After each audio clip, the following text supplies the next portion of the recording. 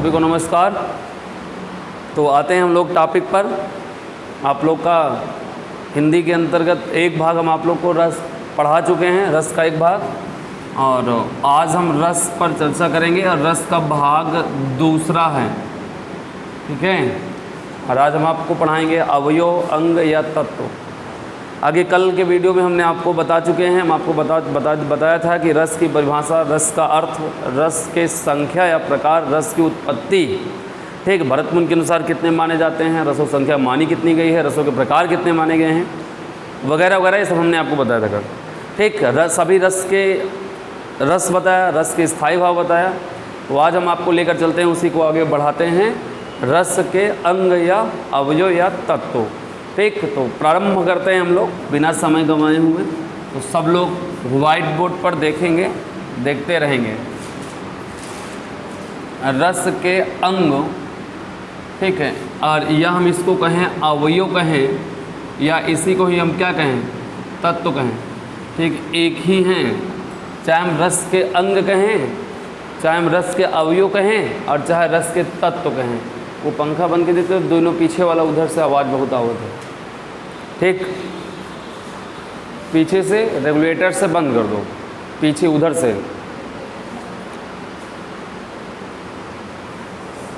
Regulator के बगल वाला है दोनों, एक वो, बस आओ बैठो। चलो देखो, रस के अंग, अवयव या तत्व। देखो भाई, पहली बात तो ये जान लो कि प्रकार जो होता है वो अलग होता है, और अवयव जो होता है वो अलग होता है। प्रकार दूसरे को कहते हैं, अवयव दूसरा होता है। कैसे, अंतर दोनों में समझ लो। जैसे मान लो हमारा शरीर है, ये है ना, शरीर देख रहे हो तुम लोग, अपना शरीर देख रहे हो, दूसरे का शरीर देखते हो। तो ये शरीर का, ये हाथ हैं, ये कान हैं, ये नाक है, ये मुंह है, ये उंगली है, हाथ है, पैर है, सर है, ये सब अंग हैं। क्या हैं? आप लोग कहते हो ना, कहते हो साफ कहते हो ये शरीर के हमारे क्या हैं, अंग हैं। तो ये अंग हैं। अगर मान लो इसमें से अंग से एक भी अंग हटा दिया जाए, चाहे हाथ हटा दो, चाहे पैर, चाहे नाक, चाहे कान, तो शरीर अटपटा सा लगता है, अधूरा सा लगता है, फिर किसी काम का वह नहीं रह जाता है ना, ठीक। अब ये अंग होता है। अब प्रकार जो होता है, जैसे मान लो हमारी शादी हो गई, अभी हुई नहीं है, मान लो हो गई, तो बच्चे जब होंगे, ठीक है, तो वो बच्चे किस में गिने जाएंगे, प्रकार में गिने। आपकी शादी हुई है, आपके बच्चे हैं, तो वो बच्चे क्या हैं, आपके प्रकार में। अगर हमारे प्रकार नहीं है, अभी हम लोग के प्रकार नहीं है, तो कोई दिक्कत हो रही है क्या, नहीं हो रही। लेकिन अगर ये अंग ना होता तो कोई दिक्कत होती, समस्या होती। तो प्रकार होता है कि प्रकार के बिना हम जी सकते हैं, चल सकते हैं, लेकिन अंग के बिना हमारा जीवन संभव नहीं है।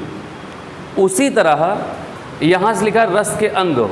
रस का निर्माण जो होता है, रस का निर्माण किससे होता है, इन्हीं अंगों और अवयव से होता है।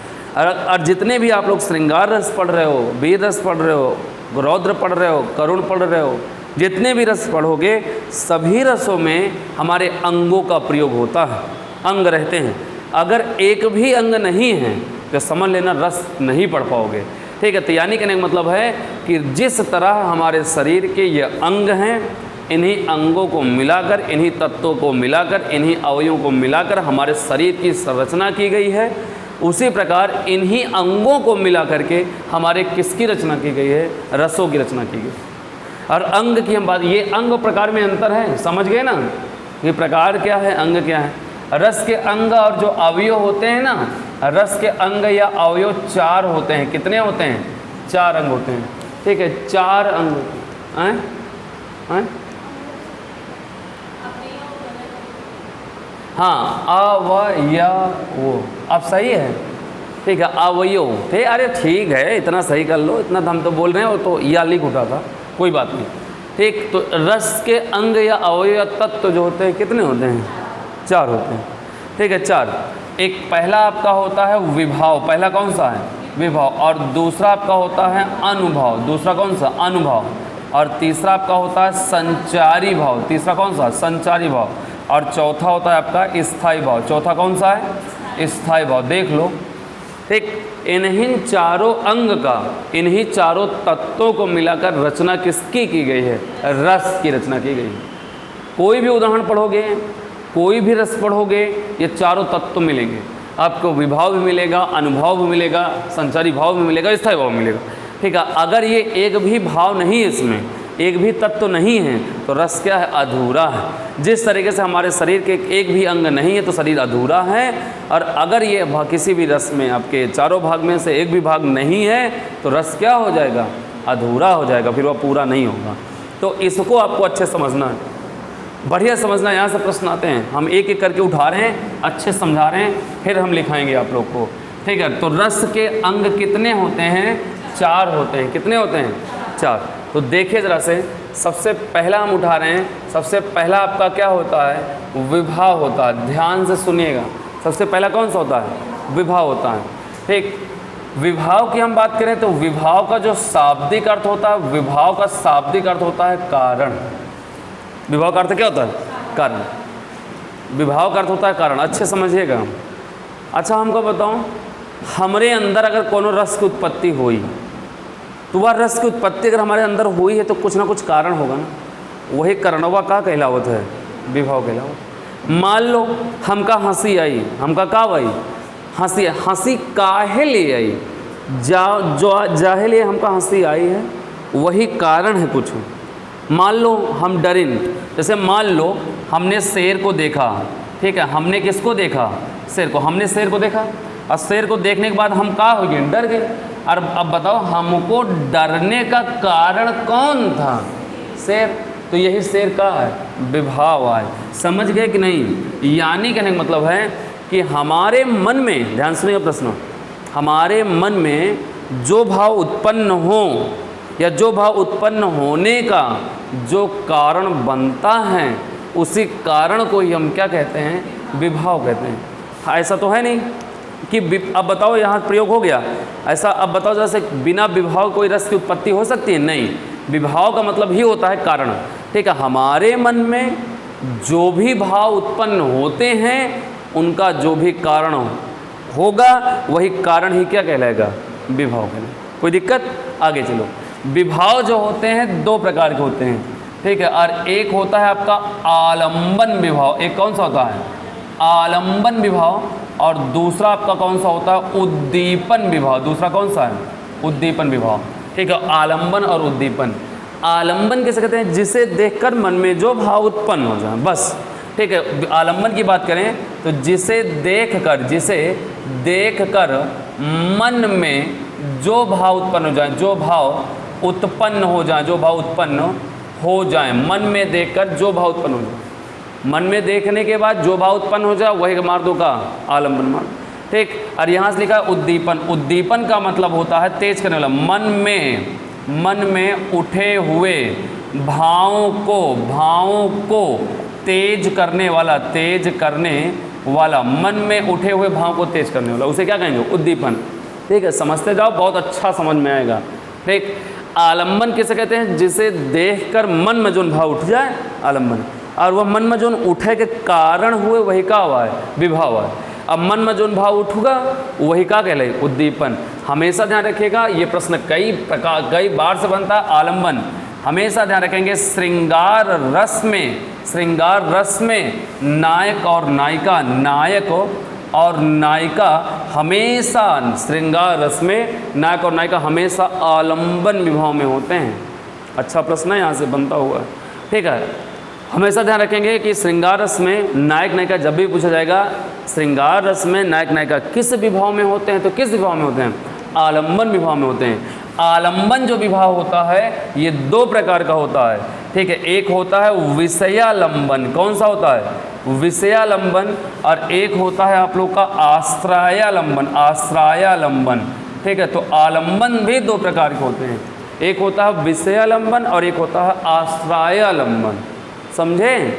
और यही है, श्रृंगार रस में नायक नायिका किस विभाव में होते हैं? तो आलंबन विभाव में।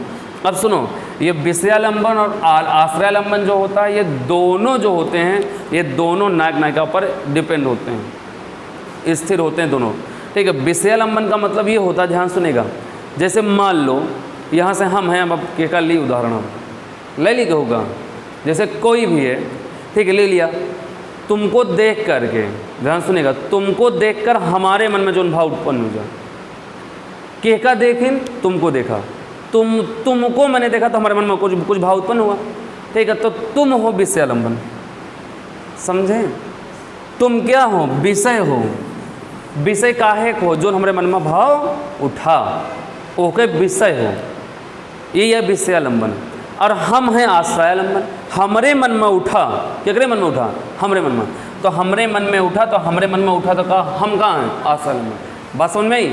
बहुत अच्छा, बहुत कठिन भी टॉपिक है, मतलब ये सारी चीज़ें हमें लगता नहीं कि समझ में ना आया हो, आ गया होगा, ठीक है। तो देखो, अब ऐसे उदाहरण हैं, सीधा सीधा है। अब हम तुमको देखा, तुमको देखने के बाद हमारे मन में उठा, तो हम कहाँ हैं?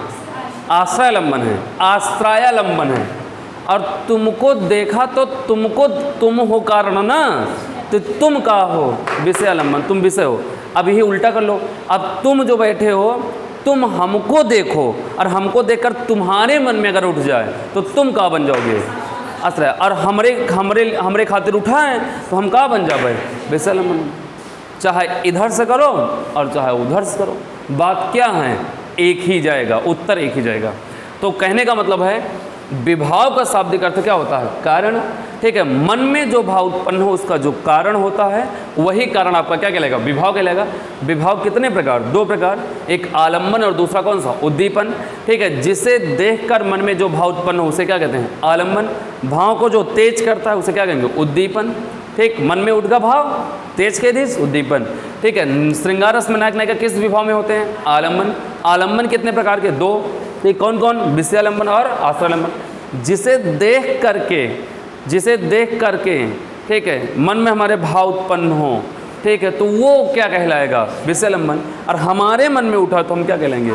आश्रय। इतनी बात समझ में?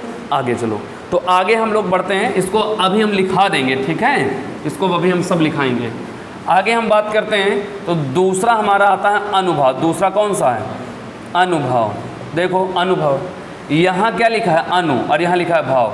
इसको तोड़ेंगे तो अनु प्लस भाव में टूटेगा। और अनु का मतलब होता है पीछे, ठीक है। अनु का मतलब पीछे। भैया हमारे मन में तो यहाँ भाव उठ गया है ना, हमारे मन में एक के बार तो भाव उठी, ठीक है, हमारे मन में भाव उठ गया है। तो देखो, हमारे भावों के, हमारे जो मन में उठे भाव हैं, हमारे मन में उठे हुए भावों के पीछे चलने वाला भाव क्या कहलाएगा? अनुभव कहलाएगा। हमारे मन में जो भाव उठे हैं उनके पीछे जो भाव चलता है उसे हम अनुभाव कहते हैं। यानी कहने का मतलब है कि पीछे चलने वाला, पीछे चलने वाला भाव, पीछे चलने वाला भाव क्या कहलाएगा?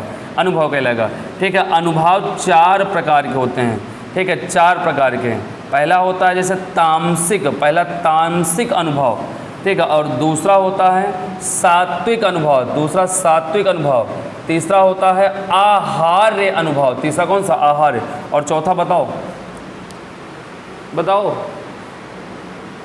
लिखाएं उस बार भी, बताओ, नहीं आया? चलो ठीक है, कोई बात नहीं। कायिक है, चौथा कौन सा है? कायिक। तो ये चार प्रकार के होते हैं अनुभव, चार प्रकार के, तामसिक अनुभव, सात्विक अनुभव, आहार्य अनुभव और कायिक। आपके सिलेबस में इतना ही पर्याप्त है जितना हमने लिखा है, इसको हम समझाएंगे नहीं, इससे आपको लेना देना नहीं तो बहुत बड़ा बन जाएगा, कोई मतलब नहीं, ठीक है। तो आगे चलिए, तीसरा आपका कौन सा आता है? तीसरा आपका, हाँ, तीसरा आपका आता है संचारी भाव, ठीक है। सुनो, संचारी भाव को कहते हैं व्यभिचारी भाव, इसे ही क्या कहते हैं? व्यभिचारी भाव। तो संचारी भाव चाहे कहें चाहे व्यभिचारी भाव कहें, दोनों एक ही चीज़ है। अब आगे चलो, यहाँ लिखा है संचार, और संचार का मतलब होता है प्रचार प्रसार करना, ठीक, संचार रूप में, संप्रेषण के माध्यम से, ठीक है। अब सुनो, ऐसे भाव जो बाहर टहलते रहते हैं, ऐसे भाव जो बाहर होते हैं और बाहर से कहीं से आकर हमारे भाव में शामिल हो जाते हैं, और क्षण भर के लिए, थोड़े समय के लिए, और थोड़े समय के लिए शामिल हुए उसके बाद फिर निकल जाते हैं। ऐसे भाव जो कहीं बाहर से आकर हमारे भाव में शामिल हो जाते हैं, तो ऐसे भाव को हम संचारी भाव या हम क्या कहते हैं? व्यभिचारी भाव कहते हैं। जो बाहर से आकर के हमारे में शामिल होते हैं, ठीक है, उसको हम कहते हैं संचारी भाव या व्यभिचारी भाव। जो बाहर होते हैं, बाहर से, ठीक, वो संचारी भाव व्यभिचारी है। ठीक, यानी कहने का मतलब है कि बाहर जो होते हैं, बाहर रहने वाले भाव संचारी भाव कहलाएंगे। और जब भी पूछे संचारी भाव की संख्या, व्यभिचारी भाव की संख्या कितनी होती है, तो 33 होती है। कितनी संख्या होती है? 33 संख्या होती है। संचारी भाव व्यभिचारी भाव की 33 संख्या होती है। और जैसे शब्द में होता है, जैसे इसमें लिखा है एक एक शब्द हो, वैसे इसमें 33 में शब्द है। क्रोध है, अमरस है, वृदा है, लज्जा है, धेनु है, मतलब ऐसे जो होते हैं, बेहोश है। तो ये जो शब्द हमने बोला, ये 33 संख्या में। आगे चौथा जो आपका आता है स्थायी भाव। चौथा क्या आता है? स्थायी भाव। और स्थायी भाव आसान है, इसमें कुछ नहीं है। मन में स्थिर रहने वाले भाव को क्या कहते हैं? स्थायी भाव। ठीक है, मन में स्थिर रहने वाले, मन में स्थिर और रहने वाले भाव, मन में स्थिर रहने वाले भाव। ठीक है, और इनकी स्थायी भाव की कुल संख्या कितनी है? 11। कल लिखाया था हमने। मानी कितनी गई? 9। अब भरत मुनि के अनुसार 8। ठीक है, तो यानी कहने का मतलब है ये इतने अंग हैं और इतने अंग आप लोग को समझ में आएगा तो आपको आगे का क्रियाकलाप आसान हो जाए। तो उम्मीद करते हैं इतना समझ में आपके दिमाग में प्रवेश किया होगा। क्या समझ में आया सभी को? बोलो, अब फिर से बोलो एक बार। ठीक है, तो रस के अंग या अवयव तत्व कितने होते हैं? 4। कितने होते हैं? 4। पहला कौन सा है? विभाव। दूसरा कौन सा है? अनुभाव। तीसरा कौन सा है? संचारी भाव या व्यभिचारी भाव। और चौथा कौन सा है? स्थायी भाव। ठीक है, विभाव यानी कि जिस हमारे मन में जो भाव उठता है उसका कारण क्या कहलाएगा? विभाव कहलाएगा। ठीक है, विभाव कितने प्रकार? 2। एक आलंबन और दूसरा कौन सा? उद्दीपन। आलंबन कितने प्रकार? 2। एक विषयालंबन और एक आश्रयालंबन। जिसे देखकर मन में जो भाव उत्पन्न हो, आलंबन। जो तेज करता है, उद्दीपन। जो पीछे चलता है, अनुभाव। नायक नायिका किस विभाव में होते हैं? आलंबन में। जो पीछे चलने वाला भाव, अनुभाव। जो बाहर रहता है, संचारी भाव। जो मन में स्थिर होता है, स्थायी भाव। और अनुभाव कितने प्रकार? 4। कौन कौन से? तामसिक, सात्विक, आहार्य और कायिक। इतनी समझ में आई? अभी मैं एक उदाहरण दूंगा इसको लिखाने के बाद, बहुत गजब का, वहाँ से और क्लियर हो जाएगी परिभाषा। लिखो, सभी लोग लिखिए। पहला हेडिंग डालिए विभाव, और ब्रैकेट में लिखिएगा उसका अर्थ कारण। सभी लोग लिखिए, ऑनलाइन ऑफलाइन सब लोग।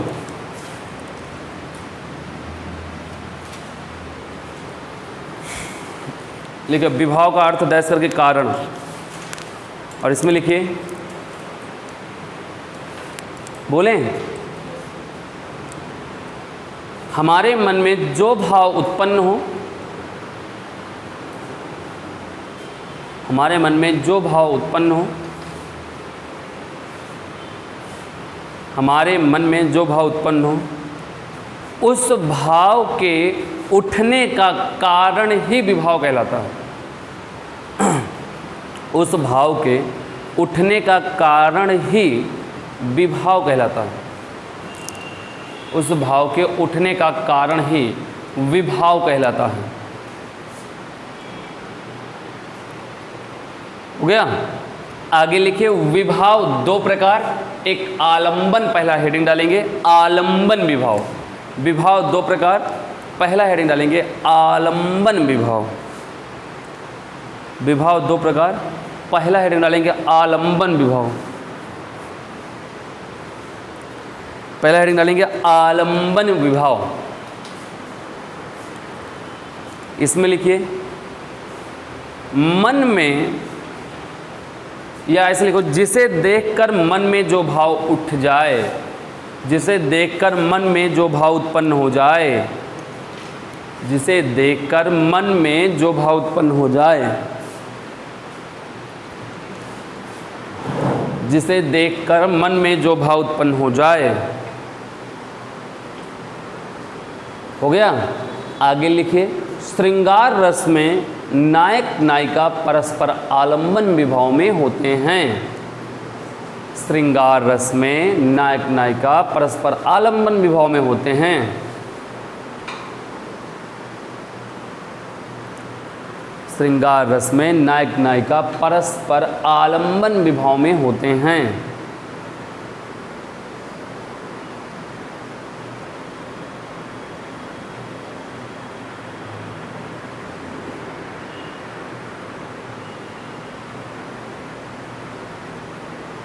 हो गया?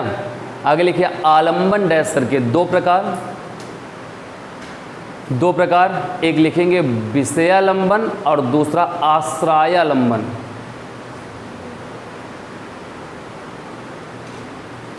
एक विषयालंबन और दूसरा आश्रयालंबन। पहला विषयालंबन और दूसरा आश्रयालंबन। अब हम इसको नहीं लिखाएंगे आश्रयालंबन और विषयालंबन, ठीक, ये समझ जाओ, मैंने समझा दिया है, बाकी कोई दिक्कत नहीं, ये पूछा नहीं जाएगा, ठीक। आगे हेडिंग डालो दूसरा उद्दीपन, इसी के अंतर्गत उद्दीपन विभाव के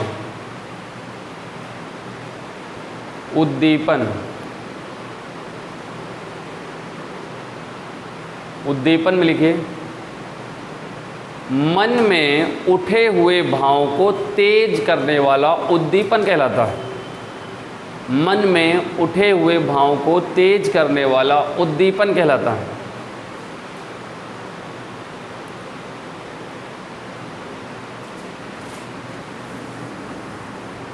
मन में उठे हुए भावों को तेज करने वाला उद्दीपन कहलाता है।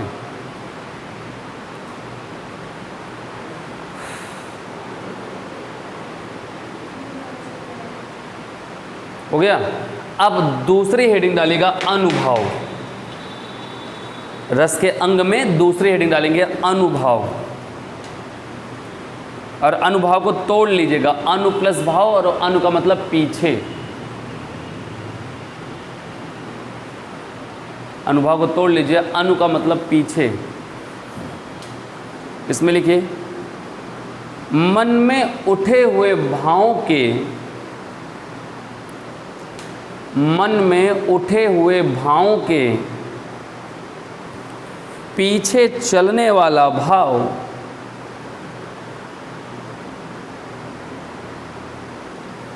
मन में उठे हुए भावों के पीछे चलने वाला भाव अनुभाव कहलाता है। अनुभाव कहलाता है। डैश करके अनुभाव चार प्रकार, अनुभाव चार प्रकार, चारों के नाम लिख लीजिएगा, व्हाइट बोर्ड पर लिखा गया है, चारों के नाम लिख लीजिएगा, चारों के नाम लिख लीजिएगा। तामसिक, सात्विक, आहार्य, कायिक।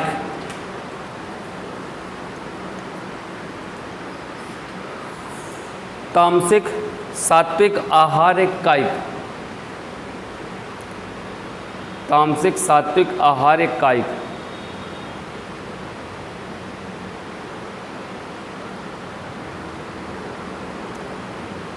हो गया। आगे लिखिएगा तीसरा संचारी भाव या व्यभिचारी भाव। संचारी भाव या व्यभिचारी भाव।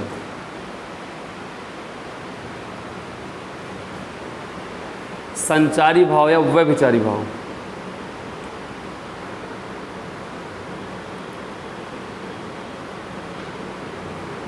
इसमें लिखेंगे ऐसे भाव, ऐसे भाव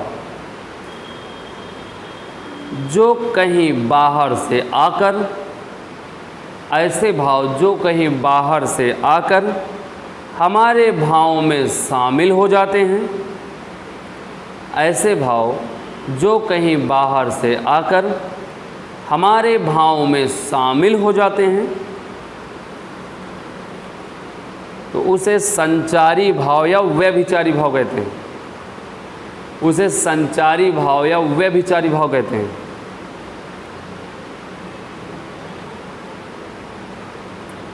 उसे संचारी भाव या व्यभिचारी भाव कहते हैं। आगे डैश करके लिख लेंगे कि संचारी भाव की संख्या डैश करके 33।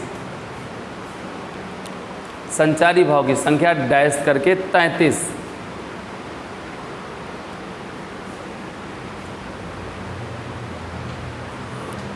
संचारी भाव की संख्या डैश करके 33। आगे लिखेंगे चौथा स्थायी भाव।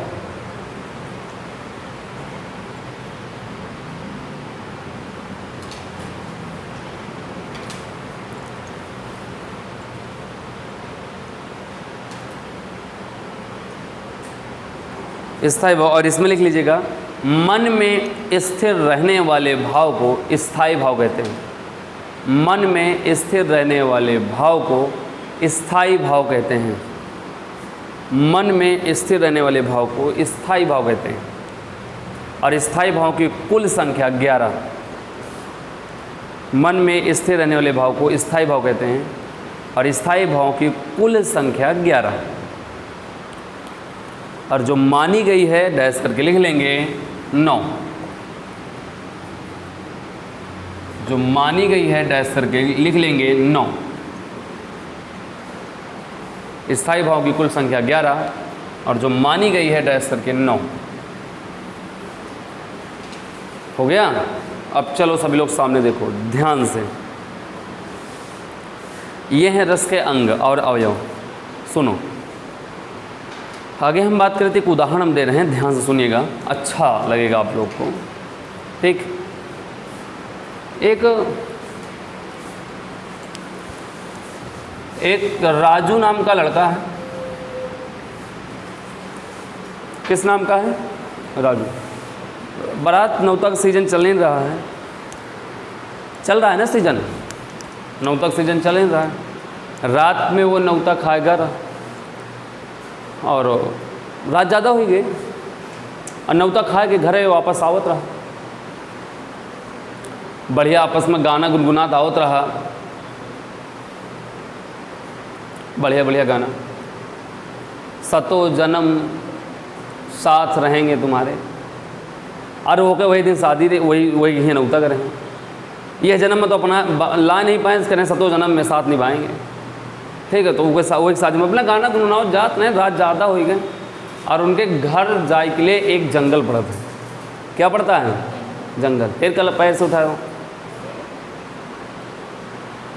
तो जंगल पड़ता है और उस जंगल में शेर, चीता, बाघ, दुनिया भर के हिरन, जानवर, सियार, शेर, सब दुनिया भर का, लोमड़ी, लोखड़ी, गदहा, घोड़ा, गाय, भैंस, बैल सब रहा था।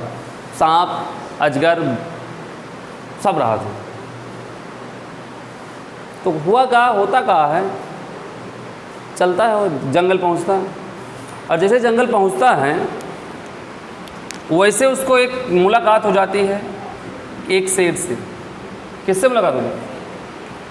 अब शेर से मुलाकात हो ही गई तो भैया तो कहीं ना हो, शेर क्या हाल है, जंगल में भ्रमण कर रहे हो का? हाँ राजू भाई भ्रमण कर रहे हैं ना, तनी कि हम कहेंगे देख ली कहाँ है कहाँ नहीं। और कहाँ गए रहो? अरे यार शेर भाई नौते कर रही ने, लेट हो गए ज़्यादा, क्या करी। और सब बढ़िया है राजू भाई? कहें हाँ बढ़िया सब। सिर्फ अब बताओ जरा से का ऐसा कही? ऐसा तो कहेगा, ऐसा मतलब मैं कह रहा हूँ कि ऐसा तो कहेगा नहीं कि हाल चाल पूछेगा, कहाँ गए रहे हो, कहाँ घरे में सब बढ़िया है, हाल चाल लेगा अपना, क्या कर रहे हो, कहाँ नहीं करो, ये सब तो पूछेगा नहीं। राजू शेर को देखता है और शेर राजू देखता है और शेर पूछ हिलाता है, राजू चुप्पे खड़ा होगा। अब शेर का देखिस तो कुछ तो उत्पन्न भाव करे अंदर, का उत्पन्न हुई? डर। के शेर के कि राजू के? हाँ नहीं, राजू के डर नहीं, सोचो शेर के डर आएगा, राजू को देखते मान शेर डराएगा, शेर डराएगा मन बेहोश होएगा। ठीक है, राजू को देखते मान तो ऐसा नहीं है। ठीक, तो कुछ ना कुछ तो हो ही करी ना भाई, हो बताओ होई कि ना हुई हो। अब राजू शेर का देखिए, शेर राजू तो कुछ ना कुछ तो भवे भाव हो, रस की उत्पत्ति होगी। अब ओकरे अंदर का भाव? डर। और यह डर के कारण को रहा, और ये शेर का हुआ है? विभाव है। बुद्धि में घुसा कि नहीं घुसा? आगे, और जिसे देखकर मन में जो भाव उत्पन्न हो उसे क्या कहते हैं? आलंबन। तो यहाँ से डर का हो जाएगी? आलंबन हो जाएगा। डर क्या हो जाएगा? आलंबन। कहानी आगे बढ़ते, शेर राजू को देख रहा है, घूर रहा है, बढ़िया मुस्कुरा रहा, दांत दिखा रहा है, आओ। राजू कह रहा आओ, राजू को बुला रहा है अपनी ओर, आओ। वो चुप पे खड़ा है, चिल्लाता है शेर, कहता तुमको मैं इतनी देर से चिल्ला रहा हूँ, आ नहीं रहे हो, आओ। कौन चिल्लाता है? शेर, मतलब दहाड़ता है। अच्छा, वो का दहाड़िस देख के तो राजू का होएगा? तेज डर गया। अब पहले हमको यह बताओ, पहले वह डरेगा कि तेजे डरी? पहले डरेगा, डरने के बाद का होए तेज डरी। और जब मन में जौन भाव उठ जाए ना, और जौन का तेज कह दिए वही का कहलाओ तो उद्दीपन। तो यही तेज डर का कहलाई, उद्दीपन कहलाई। समझ में आओ? आगे चलो। अब उसके मन में तो भय है, उसके मन में क्या है? भय, उसके मन में डर है। और जब कह रहा जी ऐसे तो वही है ना, शेर कह रहा ऐसे तो वही है ना, इनके लगे जाए परी हमका। इतनी देरी से हम बुला रहे हैं, आ नहीं रहे, नौता खाए कर रहे हैं, हमारे एरिया में आए हैं, है ना। आप लोग एक कहावत सुनो, ये स्वर्ग का नौकर बनने से अच्छा है नरक का राजा बन के जियो। समझो कि नहीं? राजा बन के जियो किसका? नरक का। स्वर्ग में नौकर बने से अच्छा है, हम तो चाहे थे कि हम स्वर्ग का नौकर बने से अच्छा हम कहाँ बन जाए राजा? नरक है। ठीक, अब चलो जरा से। तो उद्दीपन तेज डरा हो गया। अब उसके आगे शेर जो है एक छलांग लगाकर उसके सामने आ गया, और जैसे उसके सामने ना वह कांपने लगा। का हुआ? कांपने लगा। अब बताओ हमका, कांपने लगा केकरे पिछवा रहा? डर के। अब बताओ डर के पीछे है कि नहीं है? अब यही क्या कहलाएगा? अनुभव कहलाएगा। क्या कहलाएगा? अनुभव। हमको सब लोग क्रम से बताओ। सबसे पहले शेर को देखेगा तो क्या होगा? डरेगा। फिर क्या होगा? तेज डरेगा। फिर क्या होगा? कांपेगा। ठीक है, आगे कहानी बढ़ती। जब वो चुप पे खड़ा है, कांप रहा है, तो शेर कह रहा है मुबाई शेर आ, कहीं से आ जाओ हमारे अंदर, हम तुमको चीरे फाड़ेंगे नहीं, सीधा हम लील लेंगे, अंदर जो होगा सब अपना गल जाना, तुमको दर्द देना नहीं चाहते, अंदर जाना आराम से एकदम बढ़िया से सिकुड़ मुकुड़ के अपना कहूँ जगह बनाएंगे, एक कोने पड़े रहना, वहीं खाना सब परेशान ना, वहीं पानी भी मिलेगा, खाना भी मिलेगा, वहीं आराम से एक कोने हमारे पेट में पड़े रहना। ठीक है, कोनो पेट में कोनो दिक्कत हुए तो जाके बनावत रहो। हाँ अच्छा, या फट गा सियत रहो। कौन? शेर। राजू कह रहा है। ठीक, बनावत रहो। तो कहा मतलब है जब उसके ऊपर झपट्टा मारे का प्रयास करिस, ऐसे चढ़ के पंजा मारे करिस, वहीं बेहोश गिरेगा। को बेहोश होएगा? राजू। अब बताओ जरा से, बेहोश होना जो है यही का कहलाई? संचारी भाव कहलाई। काहे बेहोश होना? ओकरे भाव में नहीं रहा, या बाहर से आवा। और हमका यह बताओ तनी, अगर वह मन में बच जाए तो बेहोश होना जैसे होश में आई, बेहोश होना रुकी ना रुकी, क्षण भर के लिए आई और गायब हो जाए। नहीं समझ में होगा? आ गवा। बेहोश होना क्षण भर के लिए, संचारी भाव कितने आता है? क्षण भर के लिए आता है। जैसे वह होश में आई, वह बेहोश होना होकर का हो जाए? गायब हो जाए। लेकिन डर होकर का बना रहे? डर उसका बना रहेगा, ऑलरेडी बना रहेगा, लेकिन उसका बेहोश होना क्या हो जाएगा? गायब हो जाएगा। कांपना भी लगा रहेगा, कब होश में आई जाए, होश में आए के बाद कांपता रहा है। ठीक है, तो ये चीज़ें हैं। अब इसमें इतना चीज़ हो गया। इसके बाद अब राजू शेर को देखता, तो शेर को देखने के बाद उसके अंतर्गत कौन से रस की उत्पत्ति होती है? भयानक। अब भयानक का स्थायी भाव का होता है? भय। और यही भय का वाय? स्थायी भाव वाय। का वाय? स्थायी भाव। खत्म। ये था उदाहरण आपका, समझ में हुआ? अब हमका एक क्रम से बताओ। सबसे पहले वह का होगा? डरेगा। डरने के बाद क्या करेगा? तेज डरेगा। फिर क्या होगा? कांपने लगेगा। फिर क्या होगा? बेहोश होने लगेगा, बेहोश हो जाएगा। अच्छा बताओ कि शेर का देखते मन बेहोश हो जाएगा कोई? पहले डरी ना, कि शेर के देखते मन कांपे लगी, यही तो नहीं हुई।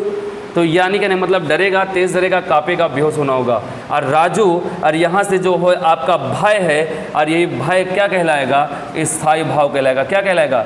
स्थायी भाव कहलाएगा। क्या सबको समझ में आया?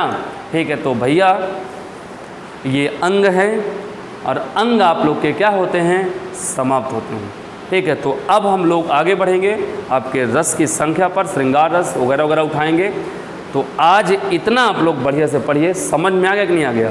ठीक है, तो सभी लोग उदाहरण नोट कर लीजिए इसको, उसी के नीचे जैसे जैसे हमने लिखा है, और जहाँ जहाँ लिखा है उसको नोट कर लीजिए पूरा। ठीक, लिखो। हाँ, ये तेज दहाड़ेगा तो शेर, शेर कहाँ दहाड़े उद्दीपन होगा? ठीक है, ये डर रहा है ना, तो हम प्रतिक्रिया किसके अंदर कर रहे हैं? रस की उत्पत्ति किसके अंदर हो रही है? तो फिर इसके अंदर हो रही ना। हाँ हाँ, मन में केकरे मन में भाव उत्पन्न भा? इनके कि इनके? राजू के। तो इनका हम निकालब कि इनके निकालब? हाँ,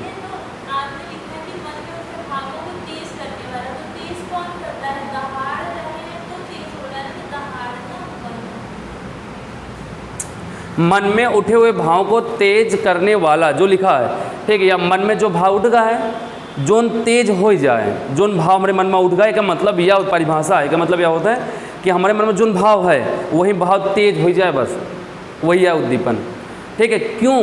क्योंकि उद्दीपन यहाँ से जुड़ा हुआ है ना, आलम्बन से जुड़ा हुआ है। ठीक है, तो आलम्बन मन में भाव उठाएगा और यही भाव तेज कराएगा। कौन कराएगा? उद्दीपन। इससे मतलब नहीं कराने वाला का नहीं, मतलब मन में उठे हुए भाव को तेज करने वाला, ये मैं कह रहा हूँ, मन में उठे हुए भाव को तेज करने वाला उद्दीपन की बात कर रहे हैं। अब यहाँ से मन में कौन भाव उठा? डर। तेज हुआ कि नहीं डर? तो ये उद्दीपन है। उद्दीपन की परिभाषा वो अलग है और ये क्या है? उदाहरण है। नहीं समझ में आ गया? ठीक है, तो उदाहरण नोट कर लीजिए। ठीक, तो ये आप लोग का अंग है और यहीं पर अवयव, अंग और तत्व आपका समाप्त होता है। आगे हम लोग अगले वीडियो में आपको हम श्रृंगार रस से बहुत बढ़िया क्लास हम आपको आगे देंगे। आगे फिर मिलते हैं हम किसी वीडियो में। तब तक के लिए शुभकामनाएं, धन्यवाद। पढ़ते रहिए, आनंद उठाते रहिए। नमस्कार, जय हिंद, जय भारत।